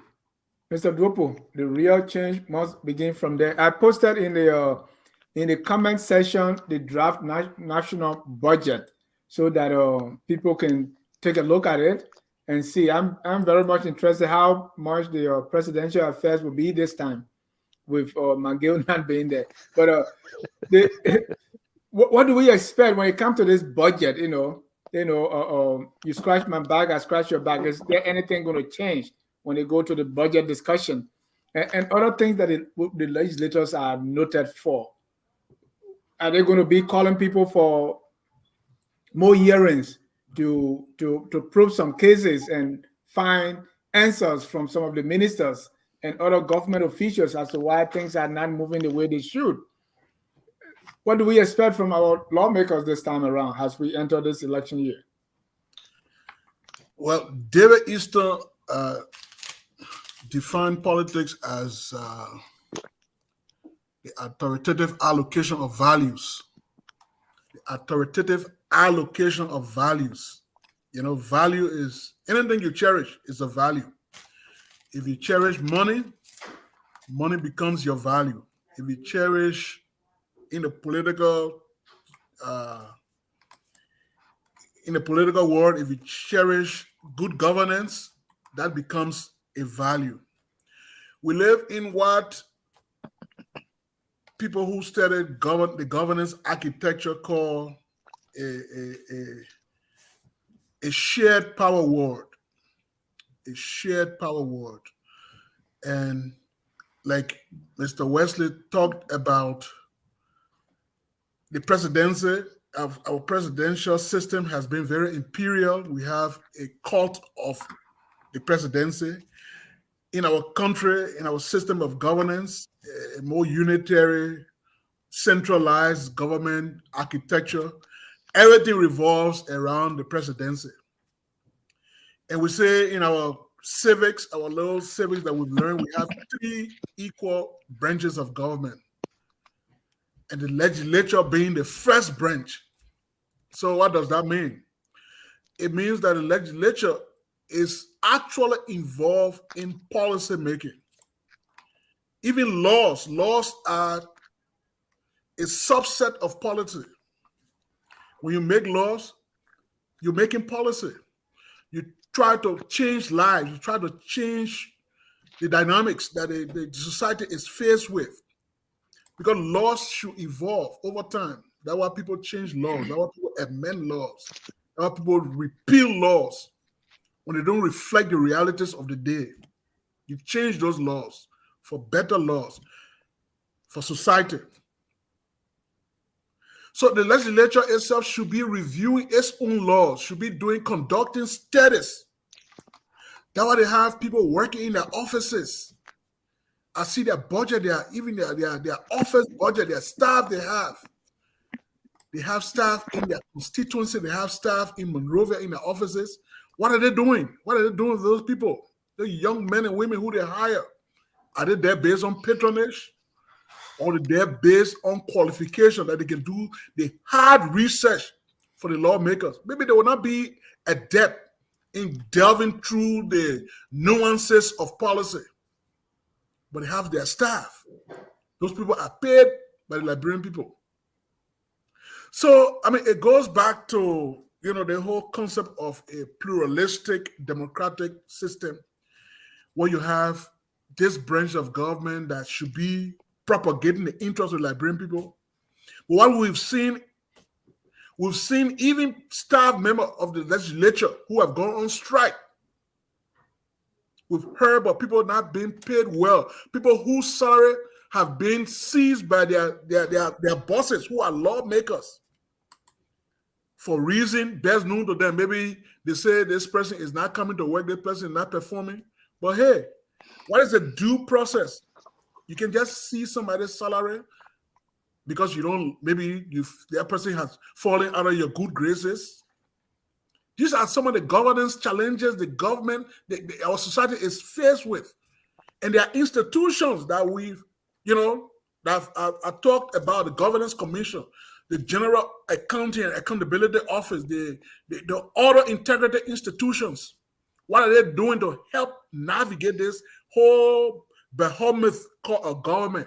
Because government is a big institution. There are a lot of moving parts, but there should be institutions within the government architecture who would do all these streamlining of government actions, of government waste, fraud, and abuse, the abuse of power, the abuse of government resources, and all that. So when we come to the legislature, and this is election year, people, their whole mindset is to get re-elected. They will not do the hard things. They will not really do the investigative thing, the oversight that needs to be done. Because there are committees in the legislature. All the government agencies, there are committees on foreign affairs, autonomous agencies, what have you. The reason for those committees is for oversight, to make sure that there's this checks and balance in the system that we have. So you talk about the legislature and what is expected. It's the same role. They've not shown any leadership on any given issue. You hear their debate is so acrimonious. It's not, it's just noisy. People are vested in their own interests. The kickbacks, the brown envelope, the connivance, and all that.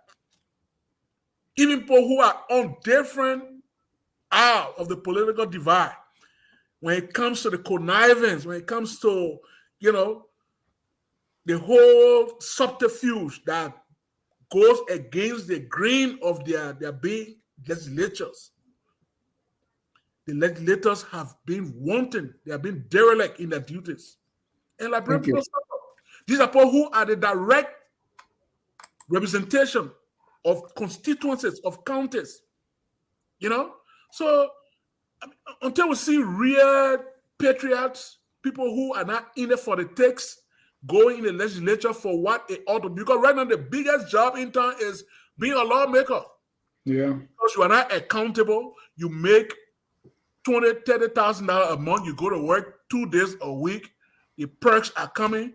The affluence and all that, people use that to amass wealth. So we expect the same. Thank you. Until maybe there's some divine intervention. We just hope for that. But what I've seen over the period of time, that it leaves a whole lot of room to be desired. It doesn't bode well for a good governance, architecture. Thank you. Ladies and gentlemen, this is Tough Talking Thursday. If you want to join the discussion, please call the number on your screen. That's 6053-136-004. The code is 791403#. Let's read some comments here. Tia Zulu James Nimbo Blah said this show is not balanced, so oppositions. This one from William Jala. Dennis Jha, you might just be in for a joke to expect Judge Weah to reshuffle his cabinet. All his appointees are for life. Anthony Wallace say, I will greatly respect Mr. Duopo as a real global affairs analyst for straight and bold he is. His analysis in terms of discussing the issue, Mr. Duopo, I will start becoming one of your followers on Instagram, Facebook, Twitter, Telegram, and all other social media platforms. I believe following you will give me education to add to what I already had. Darling, what we say, Judge Weah is not firing his official because those officials pay thousands of dollars to McGill. They bought their jobs. They commercialized the regime. Those are some.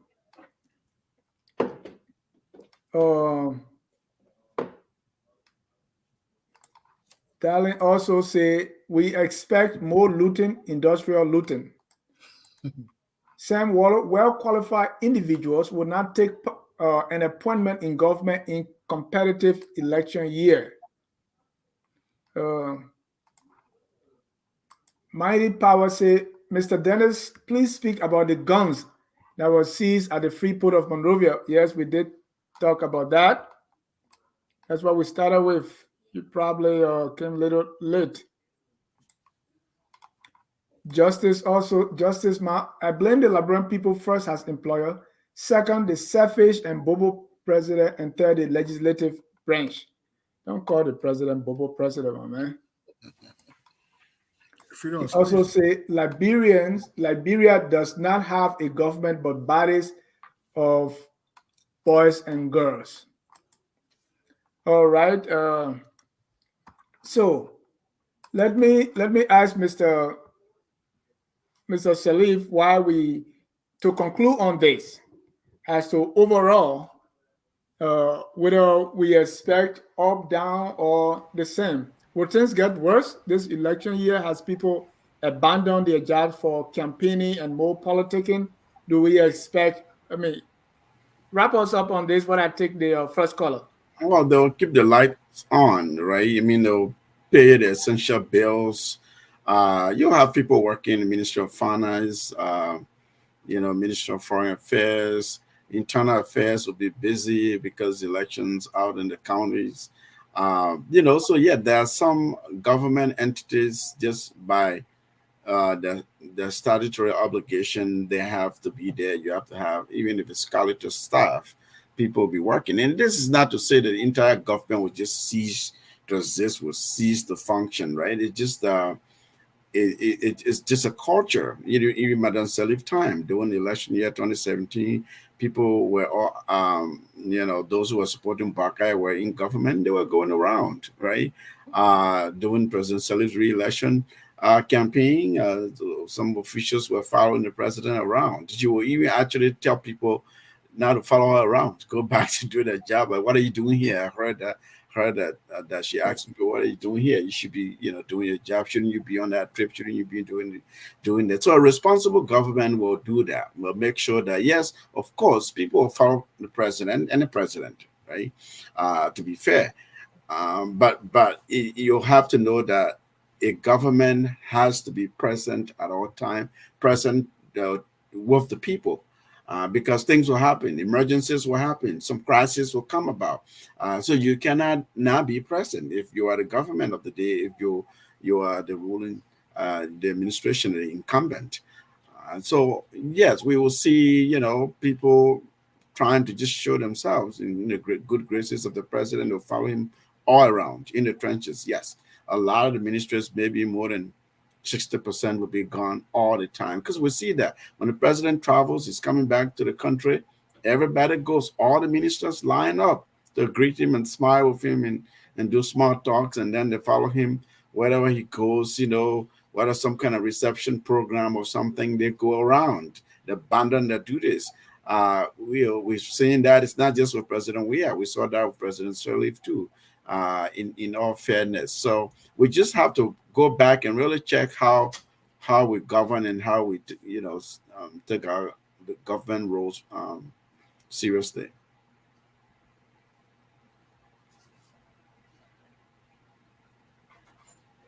Can't hear you, Dennis. I think you're on mute. This is talking about what to expect, but Lomeo say Just as there's been gold rush, this is the era of Liberia's own gold rush. Let me get the first caller here, and this caller is Mr. Thomas Kane. Thomas, you are live. Welcome to Tough Talking Thursday. Go ahead, Thomas. Thank you. Happy New Year to all of you in studio. Happy New Year. All right. You people have discussed a lot tonight. But like you said, when I was listening to the press conference from the police director, I was just praying that it ends because I was hardly understanding what he was saying. Mohammed is not on today. He normally pick a fight with the city mayor. So I think we have to compare the two and see who does better than their friend. But I actually called to talk on the issue of governance. You know, when you listen to lawmakers in the country where you all are and we all are, you see them invoking the spirit of former leaders. This great leader said this, this great leader said that, this great leader had a vision for the country.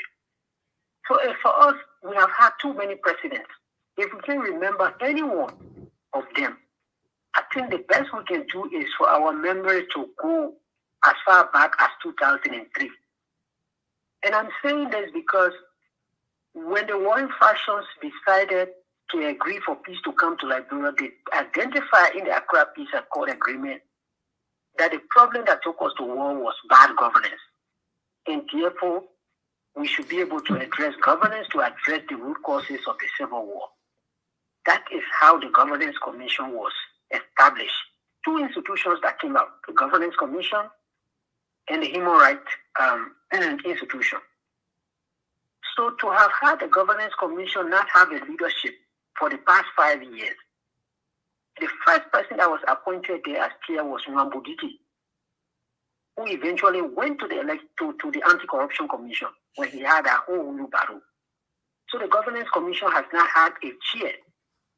So it had basically not had a leadership to be able to take on the issue of governance. And therefore, the governance reform agenda has been very, very poor. The only reason why this government attention came back to governance was a trip that the finance minister and the then Minister of State made to Washington, D.C. in May 2021. And they met with some officials of the government of the U.S.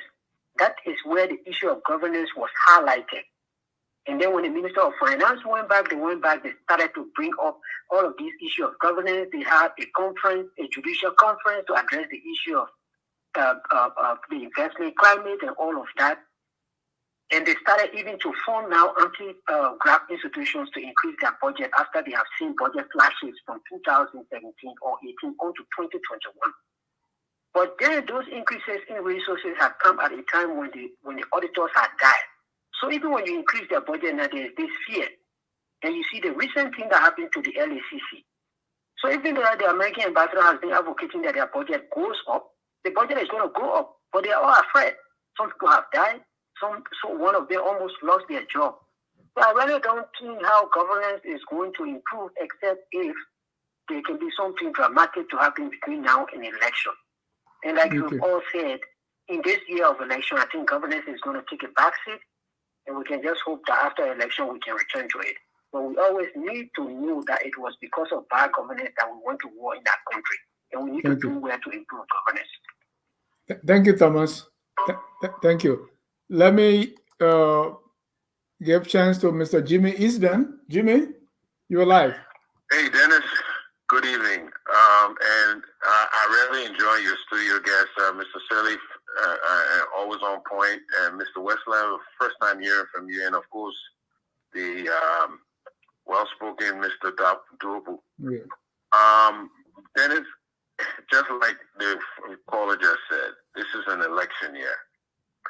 Because it being an election year, everybody's going to be about politics. But let's examine where are the crux of the failures. I think Mr. Dopus mentioned it. Our integrity institutions have been undermined.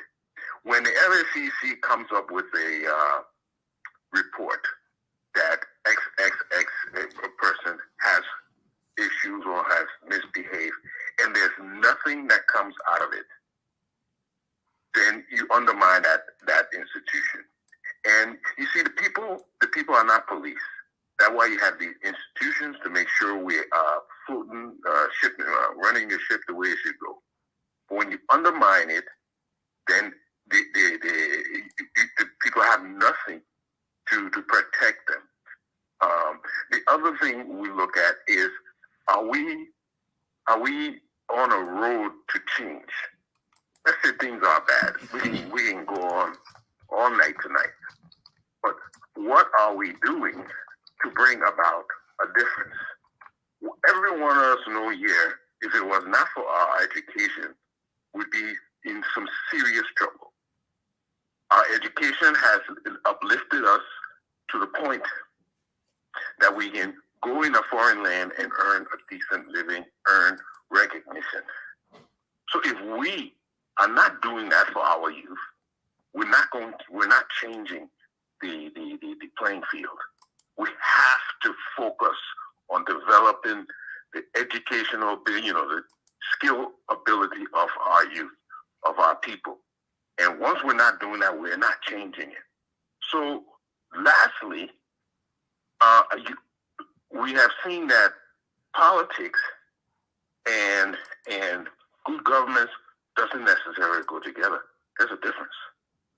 But the politics now has been dominated by people who know how to influence our people. We need to find a way to counteract that. We don't want people who know how to manipulate our people to reach to the helm of power, because we know they will not do any good for them. But what are the mechanisms we putting in place now that will get sincere, professional people leading? And until we start doing these things, they will always be manipulated. And one of the reasons they can manipulate our people is, again, because their education is so low. Thank you. So your program, that this platform, if you keep on educating the people, if it's on the radio, that the people start understanding the functions and how things should be run, why the LACC should be functioning, why the police should be performing in a certain way, why do we not hear the end of the cases? Until we keep on informing our people, they will always be manipulated by these politicians. That's my contribution tonight. Thank you, Jimmy. All right. We want to welcome back Amara Scientist Kamara. He said, I've been missing this show for a while, but I'm back forever. Good job. Thank you, Abraham Scientist Kamara. We also want to remind all of you that Focus on Liberia, we are running a small fundraiser to raise $10,000 to extend or expand our operations in Liberia. We really want to be on the radio. We want to be able to broadcast from Cape Palmas to Cape Mount and let people hear us and benefit from these educative, informative programs that we do right here on Focus on Liberia. So if you can help with your $5, $10, and even $1,000, the Zelle and Cash App numbers are on the screen. Tomorrow night, Friday, is our debate night.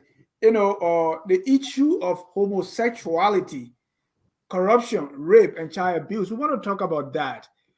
So when you have corruption, rape, and child molestation on one hand, and homosexuality on the other hand, which one do many Liberians hate or frown upon the most, and why?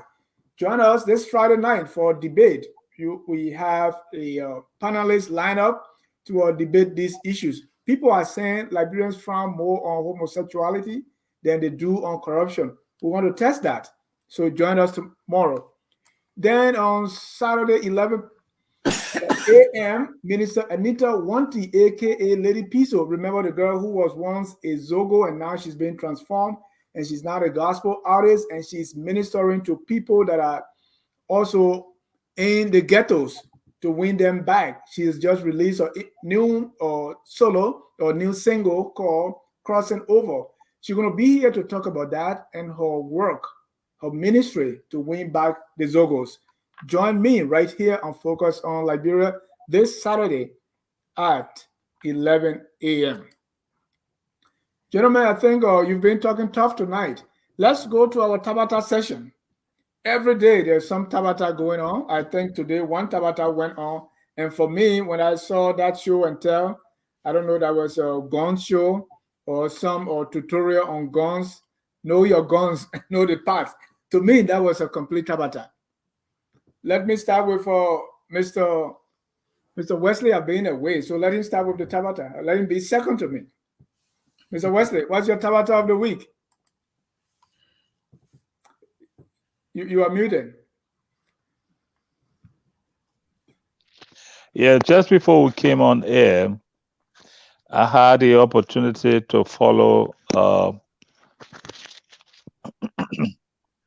various interaction on social media regarding an earlier post that the controversial Samuel Jackson had done regarding his an exchange with Edwin Snow, the senator of Bowman County, and he quickly brought it down, giving quite flimsy reason for bringing it down.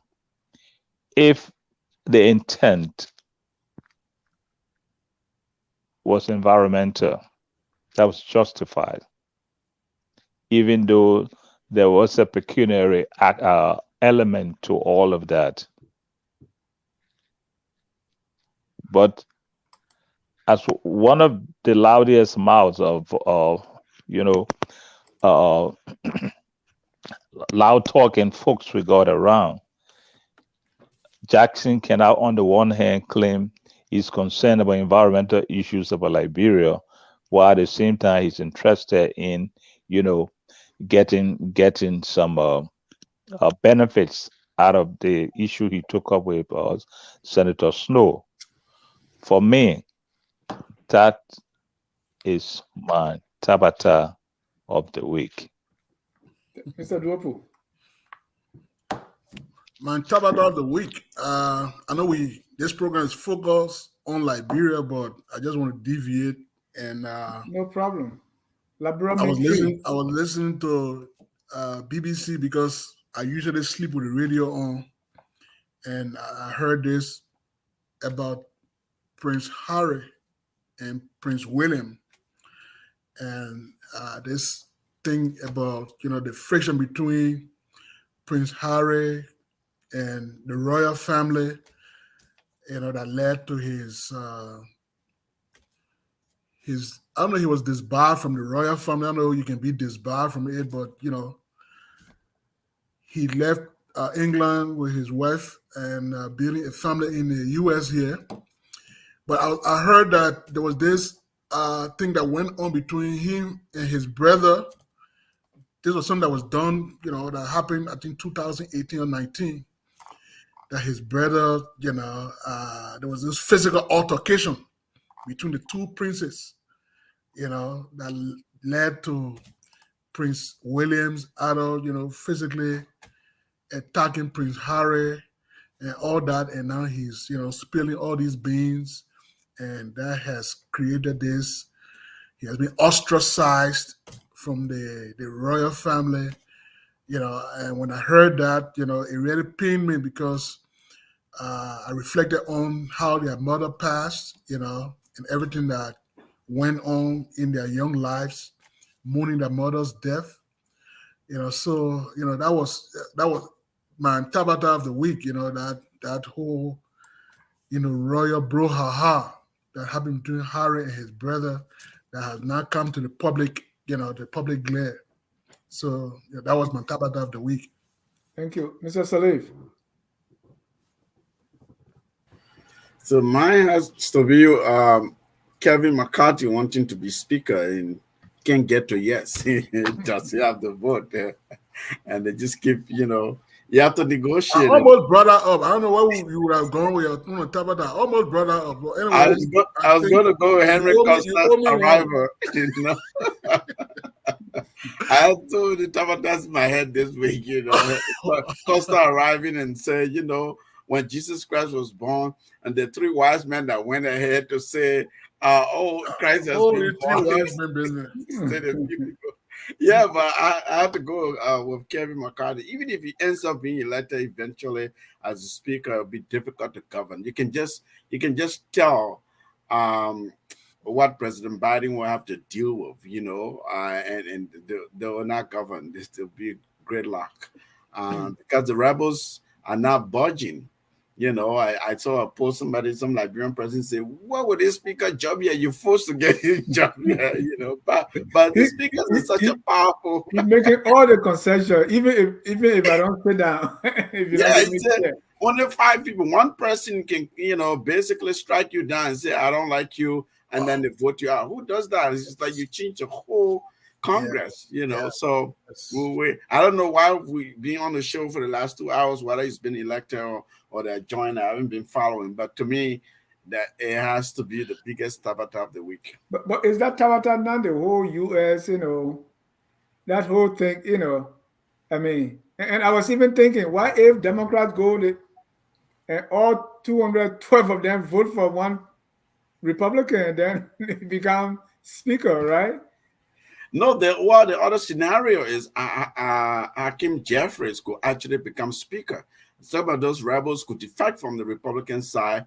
He just needs how many? Like he has all 212. Yeah, he needs 6 more to have 218. Right? So if 6 presidents vote for him, bam, he becomes a speaker. And then they could do power sharing. It could be better for the country, for the Congress actually, because I don't see the path for McCarthy. Even if McCarthy ends up, and that Donald Trump has been making calls and he's getting no traction. The whole thing is a big fiasco. So, God is Bruce. Thank you. I mean, if they can get it, I mean, majority wins. But they're not going to. Yeah, that's a nuclear option where if the Republican, basically the majority party, can elect a speaker in these meetings of the Congress, then they go with simple majority, whoever has the highest votes, and that could end up being a Democrat. Yeah, and Toga is saying there's no speaker as of yet. Oh, see. Evans Morris said, my tabata of the week is Mary Braw, LEC charging people $500 for stealing current. That's an excessive amount. Yeah. More than jail term if you steal.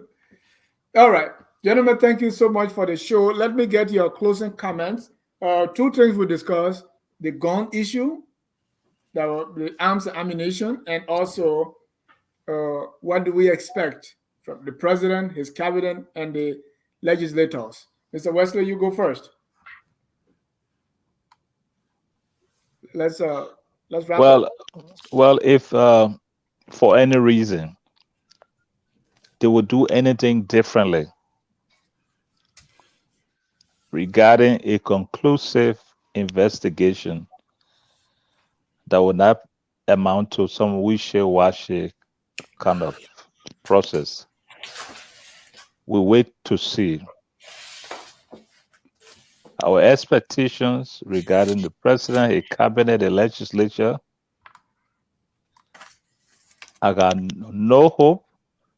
I can only imagine a sense of hopelessness in a bunch of irresponsible people who are giving power in our country, who don't care for the vast majority of our citizenry.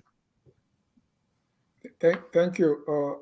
Bartholomew say you didn't hear Matabata. I was the first. Matabata is those guys going showing us guns and say, hey, this gun, when you stand on top of the police,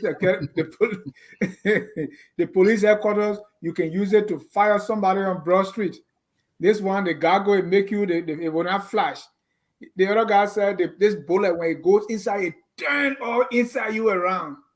I was very afraid. I'm still traumatized by guns. And a Beretta. Yes. And Sam Wallow said this tabata of the week is all of the people who spend their days declaring that the country is unsafe, now displaying shock that someone is attempting to sneak firearms into the country by making people feel unsafe. These same individuals have helped create a market demand for firearms for protection. Mr. Salif, let's get your closing comments. Yes, well, thank you. Thank you, gentlemen. It was a good discussion. The police, law enforcement, we expect them to do their job. We expect them to be apolitical because the any country you go to, police is semblance of governance and government is custom folks, immigration, police, law enforcement, right? And so it's so cardinal, so important. People should pay attention to that. We don't want the police to be politicized. If what happened with this discovery is real, is legitimate investigation, we want the police to be professional, to be impartial, investigate, gather the evidence, and charge individuals who are involved, allegedly involved in this, because we don't want that. It renders the country further unsafe. It makes Liberia to look more and more vulnerable as it is already. So we want the police to do well. We want them to be professional and do their job. They need to be funded. They need to have the resources to do their job. People should get a proper training that they need, because in a country that has a very strong law enforcement system, such a country enjoys stability. The political people can be making their noises and stuff, but visitors can come to the country, or the Liberians abroad, let's say, because we're talking about Liberia, will go home. Those are home. Our children, our relatives, and friends are home. She feels safe to go about their normal daily activities. That's what we want for law enforcement to do. So we're not here to just criticize them. We're not here to just berate them so unjustifiably. But my thing is, when you're doing your job, do it and do it well, do it professionally, and be impartial. In terms of the election year, we really look forward to a peaceful election because electoral security is so key to the peace and stability of the country. Liberia, with all the challenges, it has experienced and enjoyed relative stability. That's what we want. We want to be able to build upon that. Only can you build and make progress when you have peace of mind, when you have stability in the country. Only then are you able to bring in investment, to convince others who are overseas to come to invest in the country. So we want the politicians to beware. We're watching them. We're going to hold them accountable. We'll scrutinize them. We don't want any chaos in the country. Mr. Lupu, you have the last word. Thank you very much. I really enjoyed the program. My two other colleagues were very, very incisive. They brought a lot of, very, very informed thought to the discussion. The two issues, the police discovery of weapons in the port, I just hope that the investigation, like Ahmed said, will be apolitical. It will be professionally conducted, since this is a transnational crime, and I would want our law enforcement officials to get in contact with their U.S. counterparts, since the container originated from the U.S., to give this investigation some credibility, because people want to feel safe in their country. We've just come from 14 years of a brutal civil war, and those thoughts are still lingering in the minds of Liberian people. There are kids who have been told about the war who were not even alive, and the trauma that their parents and grandparents face have not escaped them.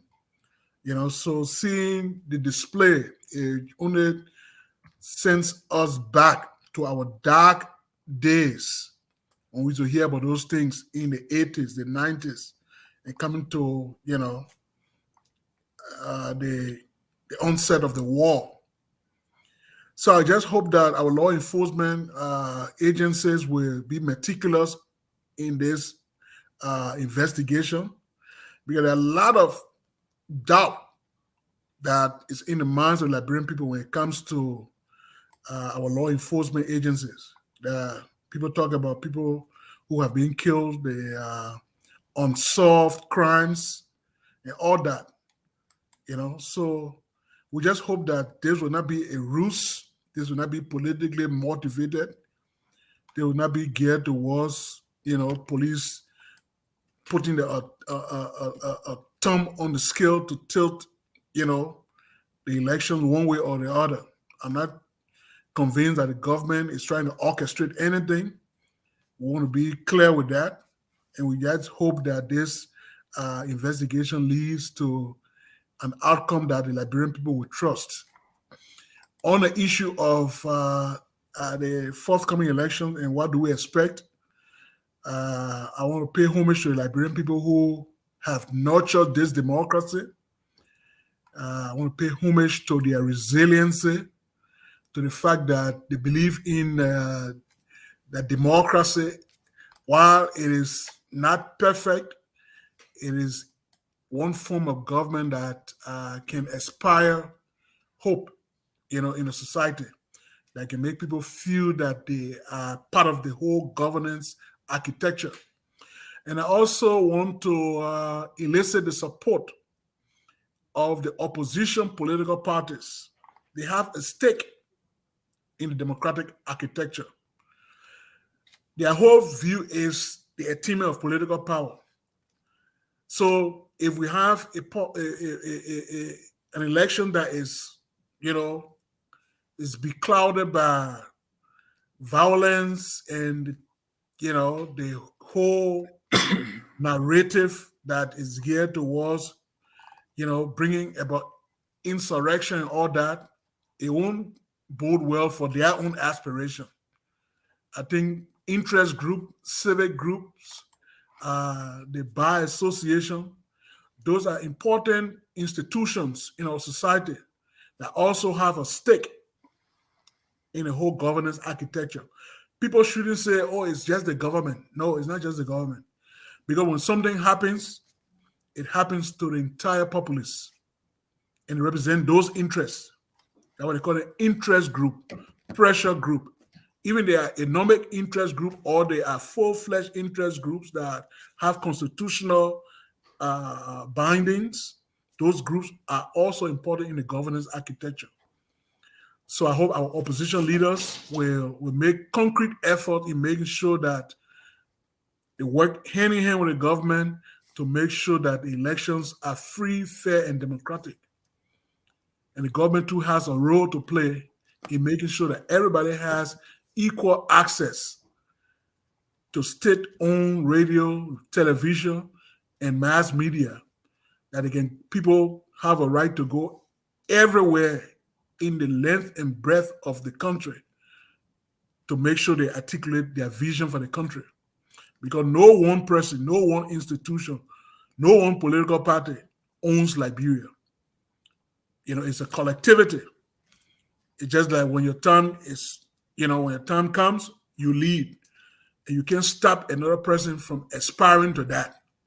That's undemocratic. So Dennis, I want to thank you on this first edition of Focus on Liberia, Tough Talking Thursday. And I want to thank my fellow panelists, Brother Salif, Brother Wesley, for a very insightful and impactful conversation. And I hope our listening audience have learned something.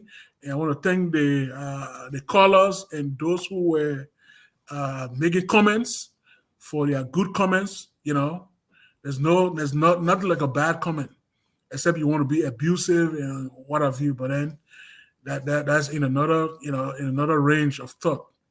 But I want to thank you so much for this program. I hope that you continue bringing more people to the debate, the discussion for the betterment of our country. Thank you very much and have a good night. Thank you so much. Thank you, gentlemen. Thank you to our viewers as well, even those who are going to watch later. Continue to support us. Focus on Liberia. We educate, elevate, and promote all things Liberia. Today, we talk about what we expect from President Weah, his cabinet, and the legislators.